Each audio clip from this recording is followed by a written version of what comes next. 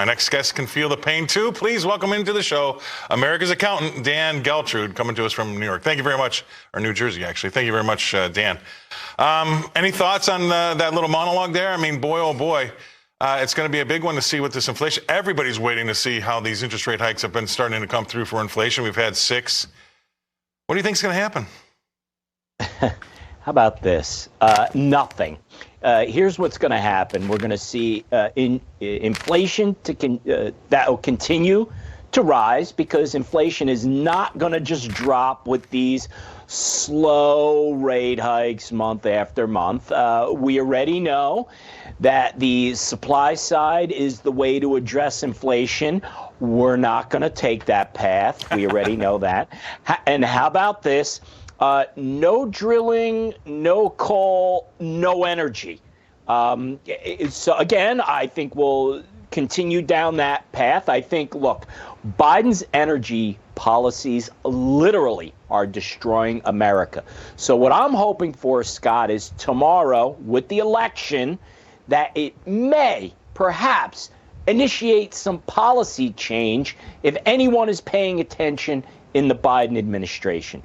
Now, I'm not going to bet on that, but those are my thoughts based on what you said. Well, I think that we can, if you're inclined that way, I think you'd be hoping for policy stop, right? And then you could have to wait for maybe a couple years because let's remind everybody, just here are the numbers. You're a numbers guy. Of all the energy that we use in the world, 79% is, fossil fuels. 79%, almost 80% of the energy, and 1.8% is wind and solar. 1.8 versus 79 or 80%, just to round up. I mean, the very fact that he can come out there and say that it's similar, wind and solar are similar to coal. I mean, it's just patently not true. And so we're bankrupting, we're throwing guys out of work, and women too, bankrupting our country on 1.8%. I'll never understand it.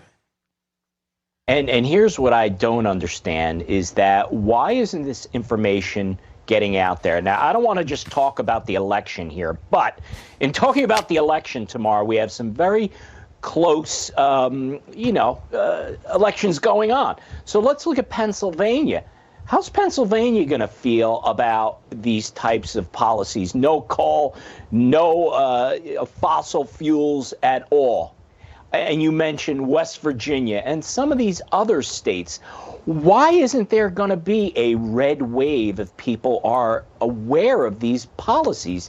They should be, Scott. And listen, if we're going to get on any road to recovery, because we've already proven everything that we're doing right now is not working.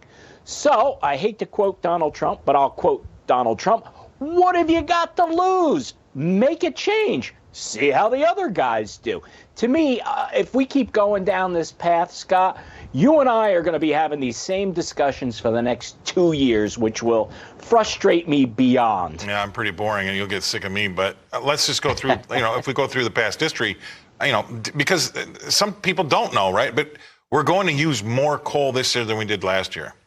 We're going to use more fossil fuels this year than we did last year. I mean, to think that we're going to be able to get fossil fuels out of the system, I mean, I just think it's what made this country rich. I mean, fossil fuels are power, no pun intended. They're power to power our things that we use, like cars and buildings. But it also keeps you, a wealthy country, and you're powerful as a wealthy country because then you can send your kids to better schools, and then you can keep people alive longer because you have better hospital. You're healthy. So why would we want to get off the horse that got us here? I'll never understand that. You have any ideas? Actually, I don't. Listen, if we want to go ahead, we have a crystal ball, Scott, and we look at 100 years from now.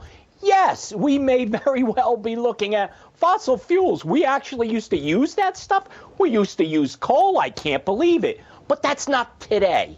And we're not even close to that point. So we have to understand that this transition away from fossil fuels and coal is going to take a very long time. Just accept that. Do not kill off the most powerful country the world has ever seen because of political correctness or just being drunk on green energy. I totally agree. I mean, it's basically comes down to it. It's an evolution, not a revolution. Slow your roll. Appreciate you coming on. Dan Geltrude from Nutley, New Jersey. You're awesome, Dan. Thank you very much. Played right down the middle with me on that one. I appreciate all your comments. Great content. All right.